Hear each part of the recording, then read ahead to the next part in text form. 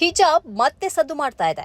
ರಾಜ್ಯದ ಹಾವೇರಿಯಲ್ಲಿ ಹಿಜಾಬ್ಗೆ ವಿರುದ್ಧವಾಗಿ ಕೇಸರಿ ಶಾಲ್ ಹಾಕಿಕೊಂಡು ವಿದ್ಯಾರ್ಥಿಗಳು ಕಾಲೇಜಿಗೆ ಬಂದಿರುವುದರ ನಡುವೆಯೇ ಮಹಾರಾಷ್ಟ್ರದಲ್ಲಿ ಇದಕ್ಕೆ ಭಿನ್ನವಾದ ಬೆಳವಣಿಗೆ ನಡೆದಿದೆ. ಇಲ್ಲಿನ ಗೋರಗಾಂವ್ ಎಂಬಲ್ಲಿಯ ವಿವೇಕ್ ವಿದ್ಯಾಲಯ ಅಂಡ್ ಜೂನಿಯರ್ ಕಾಲೇಜಿನ ಕ್ಯಾಂಪಸ್ನಲ್ಲಿ ಮತ್ತು ತರಗತಿಯಲ್ಲಿ ಹಿಜಾಬ್ ಮತ್ತು ನಿಕಾಬ್ಗೆ ಇದ್ದಕ್ಕಿದ್ದಂತೆ ನಿಷೇಧ ಹೇರಲಾಯಿತು. ಗೇಟಿನ ಹೊರಗಡೆ ಹಿಜಾಬ್ ಮತ್ತು ನಿಕಾಬ್ ಅನ್ನು ಕಳಚಿ ಕ್ಯಾಂಪಸ್ ಒಳಗಡೆ ಬರಬೇಕು ಎಂದು ಆಡಳಿತ ಸಮಿತಿ ನಿರ್ದೇಶನ ನೀಡಿತು. ಈ ದಿಢೀರ್ ಆದೇಶದಿಂದ ವಿದ್ಯಾರ್ಥಿನಿಯರು ಗೊಂದಲಕ್ಕೆ ಒಳಗಾದರು.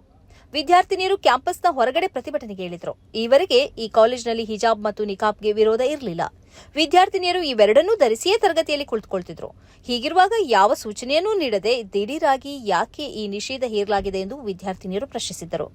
ಇವರಿಗೆ ವಿದ್ಯಾರ್ಥಿ ಸಂಘಟನೆಯಾದ ಎಸ್ಐಒ ಬೆಂಬಲ ನೀಡಿತು. ಪ್ರತಿಭಟನೆ ತೀವ್ರವಾದಂತೆ 2 ದಿನಗಳ ಕಾಲಾವಕಾಶವನ್ನು ಕೊಡಿ ಎಂದು ಮ್ಯಾನೇಜ್ಮೆಂಟ್ ವಿದ್ಯಾರ್ಥಿನಿಯರಲ್ಲಿ ವಿನಂತಿಸಿತು. ವಿದ್ಯಾರ್ಥಿನಿಯರು ಒಪ್ಪಿದ್ರು. ಆದರೆ 2 ದಿನಗಳಾದ ಬಳಿಕವೂ ಮ್ಯಾನೇಜ್ಮೆಂಟ್ ಯಾವುದೇ ಸೂಚನೆ ನೀಡದೇ ಇರುವಾಗ ವಿದ್ಯಾರ್ಥಿನಿಯರು ಮತ್ತೆ ಪ್ರತಿಭಟನೆಗೆ ಇಳಿದರು.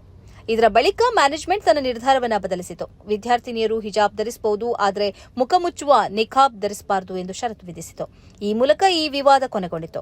ನಿಕಾಬ್ ಧರಿಸುವುದಕ್ಕೆ ಅನುಮತಿ ಬೇಕು ಎಂಬುದು ನಮ್ಮ ಆಗ್ರಹವಲ್ಲ ಎಂದು ವಿದ್ಯಾರ್ಥಿನಿಯರು ಹೇಳಿದರು. ಇದೇ ವೇಳೆ ಪ್ರತಿಭಟನೆಯಲ್ಲಿ ಭಾಗಿಯಾದ 6 ಮಂದಿ ವಿದ್ಯಾರ್ಥಿನಿಯರ ವಿರುದ್ಧ ಪೊಲೀಸರು ಪ್ರಕರಣ ದಾಖಲಿಸಿದ್ದಾರೆ. ಅನುಮತಿ ಇಲ್ಲದೆ ಗುಂಪು ಸೇರಿದ ಮತ್ತು ಪೊಲೀಸರೊಂದಿಗೆ ವಾಗ್ವಾದ ನಡೆಸಿದ ಆರೋಪವನ್ನು ಹೊರಿಸಿ ಇವರ ವಿರುದ್ಧ ಕೇಸ್ ದಾಖಲಿಸಲಾಗಿದೆ.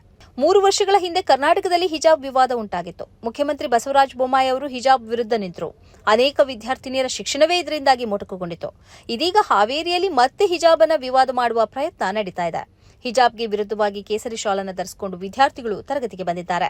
ಇನ್ನೊಂದೆಡೆ ಹಿಜಾಬ್ ಧರಿಸುವುದು ಹೆಣ್ಣು ಮಕ್ಕಳು, ಇದಕ್ಕೆ ಗಂಡು ಮಕ್ಕಳು ಕೇಸರಿ ಶಾಲ್ ಧರಿಸಿ ಬರುವುದಕ್ಕೆ ಅರ್ಥವಿಲ್ಲ ಎಂಬ ಮಾತು ಸೋಷಿಯಲ್ ಮೀಡಿಯಾದಲ್ಲಿ ಕೇಳಿಬರ್ತಾ ಇದೆ. ಮತ್ತೊಂದೆಡೆ ಮಹಾರಾಷ್ಟ್ರದಲ್ಲಿ ಶೈಕ್ಷಣಿಕ ವರ್ಷದ ಮಧ್ಯಭಾಗದಲ್ಲಿ ದಿಢೀರಾಗಿ ಹಿಜಾಬ್ಗೆ ನಿಷೇಧ ಹೇರಿ ಆ ಬಳಿಕ ಹಿಂಪಡೆದುಕೊಳ್ಳಲಾಗಿದೆ. ಇಷ್ಟು ವರ್ಷಗಳವರೆಗೆ ಶಾಲಾ ಆಡಳಿತಕ್ಕಾಗಲಿ ಕಲಿಕೆಗಾಗಲಿ ತೊಂದರೆ ಎನಿಸದಿದ್ದ ಹಿಜಾಬ್ ಇತ್ತಿತ್ತಲಾಗಿ ವಿವಾದಕ್ಕೆ ಒಳಗಾಗುತ್ತಿರುವುದರ ಹಿಂದೆ ಧರ್ಮದ್ವೇಷದ ಸಂಚಿದೆ ಎಂಬ ಅಭಿಪ್ರಾಯ ಸಾರ್ವಜನಿಕವಾಗಿ ಕೇಳಿಬರ್ತಾ ಇದೆ. ಸ್ನೇಹಿತರೆ, ನಿಮ್ಮ ಅದ್ಭುತ ಬೆಂಬಲದಿಂದ ಸನ್ಮಾರ್ಗ ನ್ಯೂಸ್ ಚಾನೆಲ್ ಈಗ 2 ಲಕ್ಷ ಸಬ್ಸ್ಕ್ರೈಬರ್ಗಳನ್ನು ದಾಟಿದೆ. ಇದು ನಮ್ಮ ಯಶಸ್ಸಲ್ಲ, ಇದು ನಿಮ್ಮ ಯಶಸ್ಸು. ನಮ್ಮ ಮುಂದಿನ ಗುರಿ 4 ಲಕ್ಷ. ಇದು ಕಷ್ಟವಲ್ಲ. ನೀವು ಮಾಡಬೇಕಾದದ್ದು ಸಿಂಪಲ್. ನೀವು ಸನ್ಮಾರ್ಗ ನ್ಯೂಸ್ ಚಾನೆಲ್ ವಿಡಿಯೋವನ್ನ ನಿಮ್ಮ ಸ್ನೇಹಿತರಿಗೆ, ಕುಟುಂಬದವರೊಂದಿಗೆ ಹಂಚಿಕೊಳ್ಳಿ ಮತ್ತು ಅವರಲ್ಲೂ ಸಬ್ಸ್ಕ್ರೈಬ್ ಮಾಡಲು ಹೇಳಿ. ನೀವು ಶಕ್ತಿಯನ್ನು ಕೊಡಿ, ನಾವು ನಿಖರ ಸುದ್ದಿ ಕೊಡ್ತೇವೆ. ಧನ್ಯವಾದಗಳು.